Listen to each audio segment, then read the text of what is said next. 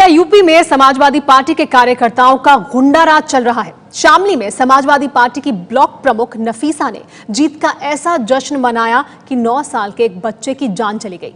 ABP news पर खबर दिखाए जाने के बाद नफीसा को पार्टी से निकाल दिया गया है। इलाके के इंस्पेक्टर को सस्पेंड कर दिया गया है। साथ ही मुख्यमंत्री अखिलेश यादव ने एसडीएम और डीएसपी के तबादले के भी आदेश दे दिए हैं।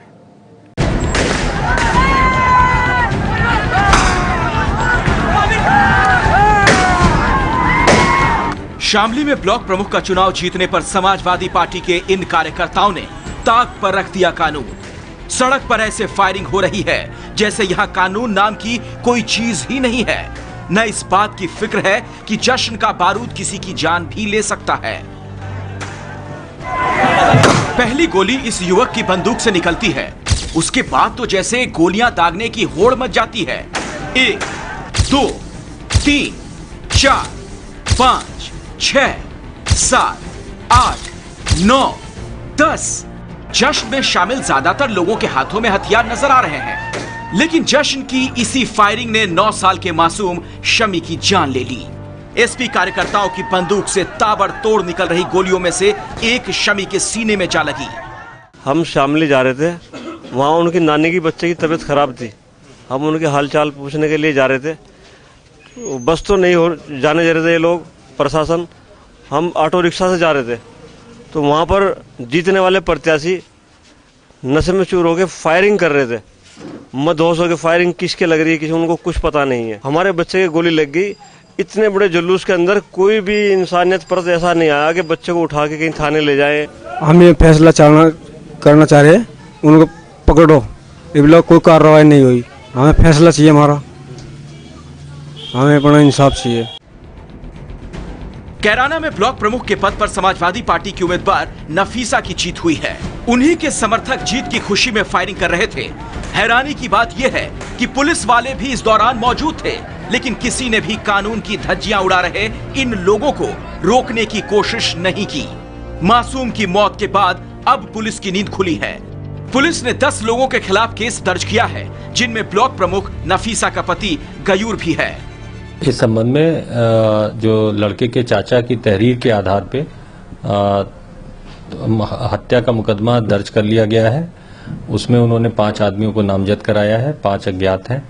उसमें से 3 व्यक्ति जो है वो अरेस्ट कर लिए गए हैं और शेष की अरेस्टिंग की कार्रवाई की जा रही है। हमने एनालाइज किया है वीडियो विजुअल्स को और उसमें आइडेंटिफाई हो गए हैं। जो आइडेंटिफाई हुए हैं उनके विरुद्ध हम कार्रवाई करेंगे। वो आइडेंटिफाई क्या जो सदस्य थे जो चुनाव जीते हैं, उनके परिवार वाले हैं, एमएलए के से जुड़े हुए लोग हैं, कौन लोग हैं अगर आप बता सकते हो जिलों के? अभी ये कहना मुश्किल होगा कि कौन किस पक्ष का है, क्योंकि भीड़ दोनों ओर से थी। दोनों पक्षों की भीड़ बाहर जो कैंपस हमारा था जिसमें वोटिंग और काउंटिंग हो रहा था उसके बाहर था की भीड़ है ये। तो ये कहना मुश्किल होगा कि कौन बंदा किस पार्टी का है, किस ओर से जुड़ा हुआ है।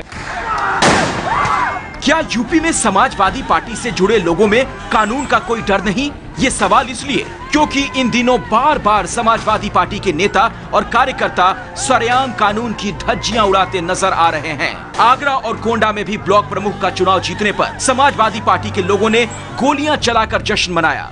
उत्तर प्रदेश में कानूनी व्यवस्था की स्थिति बहुत खराब है और सबसे बड़ी बात है कि प्रशासन के ऊपर किसका दबाव चलता है, क्योंकि सत्ता के कई केंद्र बन गए हैं। हम सबको दुख है, बच्चे की मौत हुई है और जो लीगल कानूनी कार्रवाई है वो कार्रवाई उनके खिलाफ की जाएगी। समाजवादी पार्टी की ब्लॉक प्रमुख की जीत के जश्न में मासूम की जान चली गई और जब इस घटना के बारे में बात करने के लिए टाइम्स नाउ चैनल की महिला पत्रकार स्थानीय समाजवादी पार्टी के विधायक नाहिद हसन के घर पहुंची तो विधायक ने महिला पत्रकार के साथ बदसलूकी की और कैमरामैन को बंधक बना लिया। पार्टी के कार्यकर्ताओं ने सड़क पर फायरिंग कर जश्न मनाया और एक मासूम की जान चली गई। लेकिन जब इस बारे में शामली से समाजवादी पार्टी के विधायक नाहिद हसन से सवाल पूछा गया तो वो गुंडागर्दी पर उतर आए। टाइम्स नाउ चैनल के महिला पत्रकार सामिया के साथ विधायक ने बदसलूकी की। हद तो तब हो गई जब विधायक के घर के बाहर जुटे समर्थकों ने टाइम्स नाउ के कैमरामैन मुकेश के साथ मारपीट की और बंधक बना लिया। जब हम लोग ऊपर गए विधायक के घर के पास, उन्होंने बहुत बुरी तरीके से बातों किया। उन्होंने विधायक ने बोला आप कैसे आ गए यहाँ पे, क्या किससे पूछ के आए, आप यहाँ से जाओ, मेरे को बोला कैमरा बंद कर। फिर हम लोग नीचे आ गए तो उनके जो समर्थक लोग थे उन्होंने पकड़ लिया, हमें रूम में बैठाए रखा। महिला पत्रकार मासूम की मौत को लेकर विधायक से सवाल पूछने गई थी। इलाके के नुमाइंदे के नाते विधायक को सवालों के जवाब देने चाहिए थे, लेकिन सत्ता की हनक में वो सारी मर्यादाएं भूलकर गुंडागर्दी पर उतर आए।